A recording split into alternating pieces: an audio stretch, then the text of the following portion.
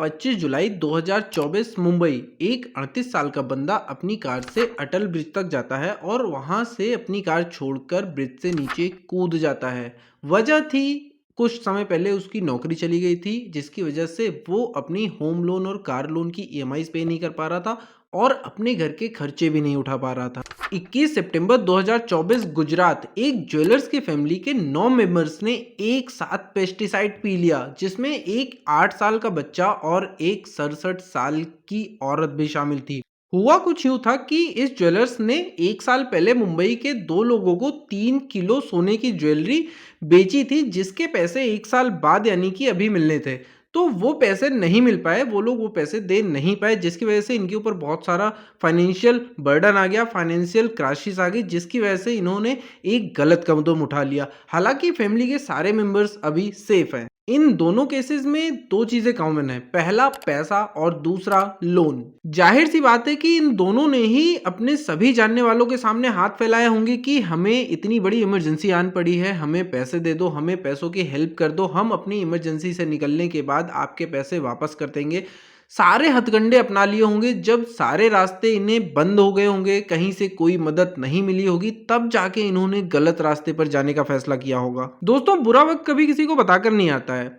हो सकता है कभी आपके परिवार में किसी की अचानक से तबीयत खराब हो जाए, या किसी का अचानक से एक्सीडेंट हो जाए, या फिर आपकी नौकरी चली जाए। ऐसे में सबसे पहले जरूरत पड़ती है पैसों की, और एक मिडिल क्लास परिवार के पास कभी भी हमेशा इतने पैसे नहीं रखे होते हैं कि वो अचानक से आई इस मुसीबत को संभाल सके। ऐसे टाइम पर या तो लोगों को लोन लेना पड़ता है, और जब लोन नहीं मिलता है, क्योंकि सारे लोग लोन के लिए एलिजिबल नहीं होते हैं, तो फिर वो किसी ऐसे बंदे से उधार लेते हैं जहां पर उन्हें अपने गहने गिरवी रखने पड़ते हैं, या फिर अपना घर गिरवी रखना पड़ता है, या फिर उनके पास जो भी जमीन होती है वो गिरवी रखनी पड़ती है। और कभी कभी तो लोन चुकता ना कर पाने की वजह से उनके घर, गहने, जमीन सब चला जाता है। तो आज के वीडियो में हम यही बात करने वाले हैं कि आप अपनी इमरजेंसीज को संभालने के लिए क्या कर सकते हैं। आज जो मैं आपको फॉर्मूला बताने वाला हूं, अगर आपने वो सिर्फ 2 साल अप्लाई कर लिया, सिर्फ 2 साल, आपको पूरी लाइफ उसको अप्लाई नहीं करना है, सिर्फ 2 साल अप्लाई करना है, और वो कोई भी कर सकता है। चाहे आपकी सैलरी 10,000 रुपए हो, चाहे 50,000 रुपए हो, चाहे 1 लाख हो, 2 लाख हो, 4 लाख हो,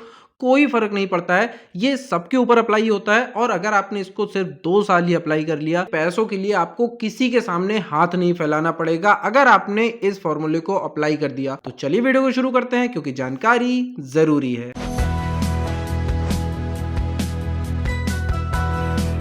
दोस्तों, आज का जो टाइम है ना, उसमें चाहे लोअर क्लास हो, चाहे मिडिल क्लास हो, या फिर अपर क्लास हो, वो जितने पैसे कमाते हैं ना, उसको सीधे खर्च कर देते हैं। या तो वो बहुत बड़े बड़े घर ले लेते हैं अपनी औकात से ज़्यादा, यानी कि अगर आपकी सैलरी 50,000 रुपये है तो आप करोड़ों को घर ले लेंगे, उस पर कोई रूल अप्लाई नहीं करेंगे, और उस पर 25 साल 30 साल का लोन ले लेंगे कि उसकी ईएमआई चलती जाए चलती जाए। क्या हम ये सोच के चलते हैं कि हमारी नौकरी कभी जाएगी ही नहीं, या फिर कभी कोई ऐसी इमरजेंसी नहीं आएगी कि हमें पैसों की क्राइसिस हो सकती है? बिना सोचे समझे हम बड़ी कार ले आएंगे, सिर्फ इसलिए क्योंकि हमारे पड़ोसी ने इतनी बड़ी कार खरीदी है। हम महंगा फोन खरीद के ले आएंगे। हम ऐसे डेस्टिनेशन पे जाएंगे घूमने के लिए जहां पर जाने के लिए हम कैपेबल नहीं है, हमारी सैलरी उसको अलाउ नहीं करती कि हमें वहां जाना चाहिए, लेकिन हम फिर भी उसके लिए भी लोन लेकर जाते हैं। और ऐसे में होता क्या है कि जब हमारे ऊपर कोई इमरजेंसी आती है, क्योंकि इमरजेंसी कभी किसी को बताकर नहीं आती है, क्योंकि एक्सीडेंट होना होता है तो कोई प्लान नहीं करता, कोई नहीं चाहता कि हमारा एक्सीडेंट हो जाए, लेकिन होता है। भगवान ना करे कभी किसी के साथ ऐसा हो, लेकिन ये चीजें कभी ना कभी हो जाती हैं। हो सकता है कि भूकंप आ जाए, आपका घर गिर जाए, घर बनवाना पड़े। हो सकता है आपके घर में किसी की अचानक से तबियत खराब हो जाए, क्योंकि ये किसी ने नहीं देखा है कि कब किसकी तबियत खराब हो जाए, और ऐसे में आपको ढेर सारे पैसों की जरूरत एक साथ पड़ती है। ज्यादातर लोग क्या करते हैं कि ये सोचकर अपनी सैलरी को खर्च कर देते हैं कि जब हमें जरूरत पड़ेगी तो हमारे रिलेटिव्स बैठे हैं, हमारे फ्रेंड्स बैठे हैं उनको पैसे देने के लिए, या नहीं होगा तो हम अपने क्रेडिट कार्ड से ले लेंगे, या फिर बैंक से लोन ले लेंगे, या कहीं कहीं से जो भी अपने दिमाग में आपने सोच रखा है कि हम यहां से पैसे उठा लेंगे और हमें जरूरत पे पैसे मिल जाएंगे। लेकिन एक बात आप ये ध्यान रखिए कि जब आपको जरूरत पड़ेगी, हो सकता है जिससे आपने उम्मीद करके रखी है पैसों के लिए, उस टाइम उसके पास भी कोई इमरजेंसी चल रही हो, उसको खुद ही पैसों की जरूरत हो और आपको पैसे ना दे पाए। आप लोन की बात करते हो कि आप लोन ले लेंगे। लोन तुरंत में तो मिल नहीं जाता है कि आप बैंक गए, बैंक वाला बैठा हुआ है पैसे लेके आपको लोन दे देगा। वो आपके डॉक्यूमेंट्स वेरीफाई करेगा, और उस डॉक्यूमेंट्स को वेरीफाई करने में टाइम लगता है, कभी कभी हफ्ते भर, कभी कभी महीने भर, कभी कभी और टाइम लग जाता है। और अगर छुट्टियां चल रही हैं तो बैंक वैसे ही बंद रहेगा। तो लोन के भरोसे तो आप बैठ नहीं सकते हैं। उसके बाद क्या होगा, आपके पास दूसरा ऑप्शन आएगा कि आप अपनी ज्वेलरी रखोगे, आप अपनी ज़मीन को गिरवी रखोगे, ये आपको 1 दिन में लोन मिल जाएगा। लेकिन उसपे ब्याज इतना ज़्यादा देना पड़ेगा कि उस ब्याज को देने में आपकी सैलरी हो सकता है कम पड़ जाए, फिर आपके ऊपर स्ट्रेस बढ़ेगा। आप जो नौकरी कर रहे थे, जो पहले पैसे कमा रहे थे, उसमें आप खुश थे, उसमें खुश नहीं रहते हो। और ऐसा क्यों होता है? क्योंकि आपने बेवजह, बेफ़ालतू में इतने सारे पैसे खर्च कर दिए होते हैं अपनी पहले की लाइफ़ में कि आप फिर उन चीज़ों को पे करते-करते परेशान हो जाते हो और फिर अपना घर बेच देते हो, अपने गहने बेच देते हो और उसके बाद और ज़्यादा स्ट्रेस में आ जाते हो। और इससे सिर्फ आप अकेले परेशान नहीं होते हो, इससे आपकी पूरी फैमिली, आपके बच्चे और सारी चीज़ें डिसबैलेंस हो जाती हैं और सब परेशान हो जाते हैं, जिससे आपके बच्चों का फ्यूचर भी डिस्टर्ब होता है। तो आज मैं आपको एक ऐसा फ़ॉर्मूला बताने वाला हूँ जिसे आपको सिर्फ 2 साल फ़ॉलो करना है, सिर्फ 2 साल। उसके बाद आपको फ़ॉलो नहीं करना है, बिंदास रहना है, अपनी लाइफ़ को एन्जॉय करना है। उसके बाद कोई भी इमरजेंसी आपके पास आती है तो वो फंड आपके काम आएगा। इस फॉर्मूले को कहते हैं 67-33 रूल। इसमें आपको करना क्या है कि जो आपकी सैलरी है उसको 2 पार्ट में डिवाइड कर लेना है आपको, एक 67% और एक 33%। तो आपका जो 67% वाला पार्ट है उसमें आपको अपने घर के सारे खर्चे चलाने हैं, जो आपकी ईएमआई जा रही हैं वो पे करनी है, या जो भी आपके डेली रूटीन के खर्चे हैं वो करने हैं। लेकिन जो 33% हिस्सा है उसको आपको अलग करके रखना है इमरजेंसी फंड के लिए, जो कि आपको अगले 2 साल तक हर महीने लगातार अलग करके रखना है, चाहे कुछ भी हो जाए। क्योंकि अभी आप नहीं करोगे, आप सोचोगे कि यार ये 33% मुझे मिल जाएगा तो मैं इससे एक नई बाइक ले लूँगा, या मुझे एक महँगा आईफ़ोन लेना है तो मैं वो ले लूँगा, या फिर मुझे कार खरीदनी है तो इस पैसों को इकट्ठे करके मैं कार ले सकता हूँ। तो लेकिन ये जब आप कर लोगे ना, तो जब इमरजेंसी आएगी, क्योंकि मैंने आपको पहले ही बताया कि इमरजेंसी कभी किसी को बताकर नहीं आती, बस वो आ जाती है अचानक से। इसलिए जब आपके पास कोई इमरजेंसी नहीं है तब ये फंड बना के रखना बहुत ज़रूरी है। और अभी और भी चीज़ें बाकी हैं, क्योंकि जब आप 33% अलग करते हो तो उसको भी आपको कैसे रखना है, कहाँ रखना है, ये मैं डिटेल में बता रहा हूँ, तो इसको पूरा सुन के जाइएगा। जो 33% आपने अलग किया हुआ है उसमें से 20% जो हिस्सा है ना, उसे आपको अपने सेविंग अकाउंट में रखना है, या फिर ऐसे अकाउंट में रखना है जिसमें से आप उसको एक ही दिन में विड्रॉ कर सको। यानी कि जब आपको इमरजेंसी आए तो वो आपको तुरंत अवेलेबल हो, आपको उसके लिए कहीं दौड़ना भागना ना पड़े, कहीं इधर उधर ना जाना पड़े, कुछ फॉर्मेलिटीज ना करनी पड़े, वो आपको तुरंत ही मिल जाए। तो 20% आपको उसमें रखना है कि जो आपको तुरंत अवेलेबल हो, और 13% जो है ना उसको कहीं ना कहीं इन्वेस्ट करके रखना है, जिससे वो साथ साथ ग्रो होता रहे, टाइम के साथ साथ बढ़ता भी रहे। अब मान लेते हैं कि आपकी सैलरी 50,000 है, अगर आपकी सैलरी 10,000 है तो उसको भी ऐसे डिवाइड करना है, अगर 20,000 है तो उसको भी 2 पार्ट में डिवाइड करना है। मैं 50,000 ले लेता हूं, इसमें कैलकुलेट कर दे रहा हूं, बाकी आपकी जो सैलरी है उस हिसाब से आप कैलकुलेटर उठा के कैलकुलेट करते चलिए मेरे साथ। तो 50,000 का जो 67% हिस्सा है, यानी कि 33,500 रुपए आपको अपने घर के खर्चों के लिए निकालना है। आपको उसमें घर के खर्चे करने हैं, जो भी आपके डेली के खर्चे हैं, आपका घर का रेंट है, आपकी ट्यूशन फी है, आपका ट्रेवलिंग है, आपके खाने का है, आपके बच्चों की स्कूल की फीस है, आपको उसमें वो चीज़ें मैनेज करनी है।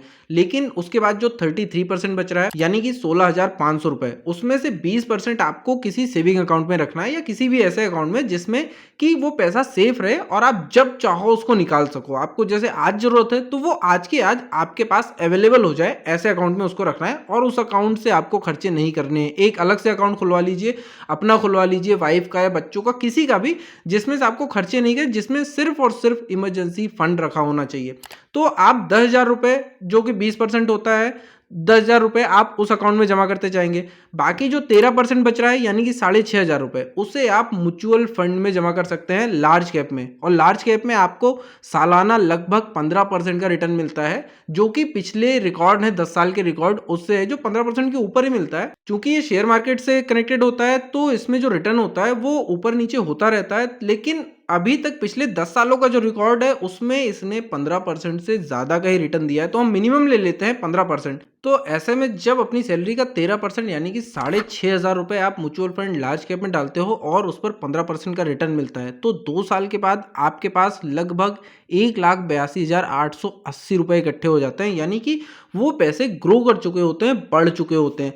और म्यूचुअल फंड में भी ऐसा नहीं है आप कभी भी पैसा निकाल सकते हो। इसमें क्या होता है कि जब आप विड्रॉ करते हो तो 24 घंटे के बाद आपके अकाउंट में पैसे आते हैं। तो इसलिए इसमें मैं छोटा अमाउंट डालने की बात कर रहा हूँ जो इमरजेंसी फंड का है, क्योंकि सेविंग अकाउंट में जो पैसा ग्रो होगा वो इन्फ्लेशन को भी बीट नहीं करता है, क्योंकि उसमें 5% से 6% का ब्याज मिलता है जो कि इन्फ्लेशन रेट से भी कम है। और इन्फ्लेशन अभी 6% 7%, कई कई चीज़ों में तो 10-15% भी चल रहा है। तो इसलिए कुछ पैसे इसमें रहेंगे जो आपको 24 घंटे बाद मिल जाएंगे, जो आपके सेविंग अकाउंट में है वो आपको तुरंत मिल जाएंगे। और भगवान न करे आपके ऊपर कोई ऐसी मुसीबत आए तो ऐसे में क्या होगा कि ये जो 6,500 रुपए हैं, अगर आप इनको सिर्फ 2 साल बाद बंद कर देते हैं, 2 साल के बाद आपको इमरजेंसी फंड में कोई पैसे नहीं डालने हैं। अब 2 साल के बाद आपके सेविंग अकाउंट में हो चुके हैं 2,40,000। 10,000 रुपए आपने मंथली जमा किए थे तो 2,40,000 हो गए। और आपने जो म्यूचुअल फंड में 6,500 रुपए जमा किए थे तो 2 साल के बाद वो हो चुके हैं कितने? वो हो चुके हैं 1,82,880 रुपए। अब भगवान न करे आपके ऊपर कभी कोई मुसीबत आए और आपके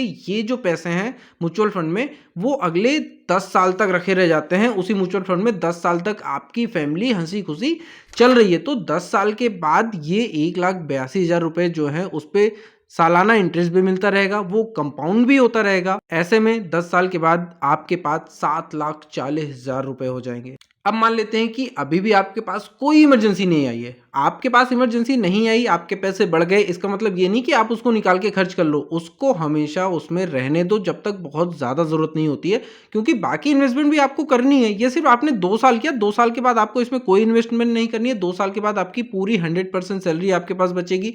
उसमें से जो भी आपको इन्वेस्टमेंट अलग से करनी है वो आपकी मर्जी है, आपको क्या करना है क्या नहीं करना है वो मैं अपने दूसरे वीडियोज़ में भी बताते रहता हूँ। और मान लीजिए कि इसके बाद फिर आपने 15 साल तक वो अमाउंट उसमें छोड़ रखा है। 15 साल के बाद आपके पास 14,88,000 यानी कि लगभग 15 लाख रुपए इकट्ठे हो जाएंगे। और जो आपके अकाउंट में बचा हुआ था सेविंग अकाउंट में वो तो रखा ही हुआ है, वो फिक्स रखा हुआ है, और ये पैसे भी आप निकाल सकते हो 24 घंटे के अंदर। तो इमरजेंसी फंड ये जब इकट्ठा रहेगा तो आपको किसी भी इमरजेंसी में किसी से पैसे मांगने की ज़रूरत नहीं पड़ेगी। छोटी मोटी इमरजेंसीज आती हैं, आप इसमें से लाख 2 लाख निकाल लीजिए, बाकी पैसा बचा रहेगा, वो ग्रो करता रहेगा और फिर आपको कभी भी किसी के सामने हाथ फैलाने की ज़रूरत नहीं पड़ेगी पैसों के लिए। अब इसके बाद एक सबसे बड़ा सवाल आता है कि इमरजेंसी फंड कितना होना चाहिए, हम कितने पैसे सेव करके रखें, 10 लाख रखें, 20 लाख रखें, 2 लाख रखें, 50,000 रखें। तो इसका भी एक सिंपल सा रूल है कि आपकी जो महीने की खर्चे हैं, आप एक महीने में आपका जो पूरा खर्चा है, आपकी जो ईएमआई जा रही है या आपके खाने का खर्चा है, आपके रहने का रेंट है, या जो भी चीज़ें हैं, बच्चों के स्कूल की फीस है, मतलब मंथली अगर आप 10,000 रुपये खर्च कर रहे हैं तो उसका 1 साल के बराबर का खर्चा आपके पास सेफ रखा होना चाहिए। कि यानी अगर आप 10,000 रुपये हर महीने खर्च करते हैं तो 1,20,000 रुपये इमरजेंसी फंड में हमेशा रखा होना चाहिए। इसी हिसाब से आपके जो भी खर्चे हैं, अगर आपका 1 लाख रुपये मंथली खर्चा है तो आपके इमरजेंसी फंड में 12 लाख रुपए रखे होने चाहिए। ऐसा मैं क्यों कह रहा हूँ, क्योंकि जब आपके पास इमरजेंसी आती है तो चीज़ें डिस्टर्ब होती हैं। हो सकता है अगर आपकी नौकरी चली गई तो आपकी इनकम तो बंद हो गई, लेकिन फिर आपके पास 1 साल का टाइम रहेगा कि 1 साल तक आपके ऊपर स्ट्रेस नहीं आएगा कि मुझे फीस कहाँ से भरनी है, मुझे ईएमआई कहाँ से भरनी है, मुझे खाने के पैसे कहाँ से देने हैं, मुझे रेंट कहाँ से देना है, ये टेंशन नहीं होगी। और उस 1 साल में आप अपने लिए दूसरी जॉब ढूंढ सकते हो, आप अपनी इनकम बढ़ाने के तरीके ढूंढ सकते हो, या कोई भी चीज़ें। 1 साल बहुत बड़ा टाइम होता है, तो 1 साल आपके पास स्ट्रेस फ्री टाइम होगा। लेकिन जब आपके पास इमरजेंसी फंड नहीं होगा तो जिस दिन से आपकी नौकरी गई उसी दिन से आपके ऊपर स्ट्रेस बढ़ना चालू हो जाएगा और आप फिर किसी और काम में, किसी और जॉब को ढूंढने में परेशान हो जाओगे और फ्रस्ट्रेट होते होते फिर कोई गलत कदम उठा लेते हो जाके।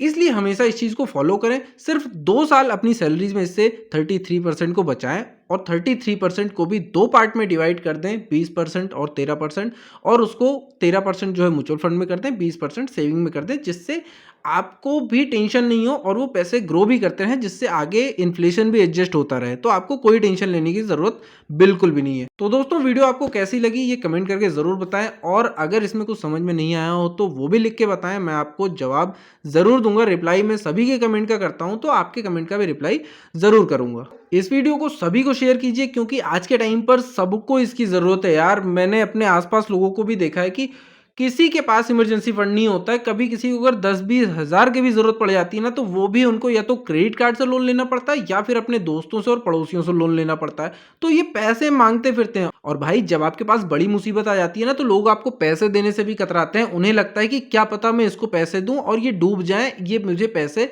वापस ही ना कर पाए। जब आपके पास पैसे होते हैं ना, तब लोग भी आपको पैसे देंगे। जब आपके अकाउंट में करोड़ों पड़े होंगे ना, तब आप दूसरों से 40-50 लाख भी माँगोगे ना, तो वो आपको बिना पूछे दे देंगे कि भाई ये ले जा, कोई टेंशन नहीं है। लेकिन जब आप इमरजेंसी में होंगे, जब आपके पास बहुत बड़ी मुसीबत होगी, उस टाइम आपको पैसे देने में लोग कतराते हैं। भाई गिने-चुने लोग होते हैं किसी के पास कि कोई बहुत अच्छा रिश्तेदार है, कोई बहुत अच्छा दोस्त है, जो हर बुरे समय में आपका साथ देता है। लेकिन सबके साथ ऐसा नहीं होता है और मान लो कोई फ्रेंड आपका ऐसा है भी जो बहुत चाहता है आपकी मदद करना, लेकिन जिस टाइम आपके पास इमरजेंसी है, हो सकता है उस टाइम उसके पास भी कोई बड़ी दिक्कत चल रही हो, वो भी किसी क्राइसिस में चल रहा हो, उसके पास भी फाइनेंस की दिक्कत हो, क्योंकि हमारी सबकी ज़िंदगी एक जैसी चलती है। ऐसा तो नहीं है उसके पास कोई पैसों का पेड़ है कि जब आपने माँगा तब वो उसने तोड़ के दे दिया आपको। तो ये सिचुएशन भी हो सकती है, तो उस टाइम वो भी आपकी मदद ना कर पाए।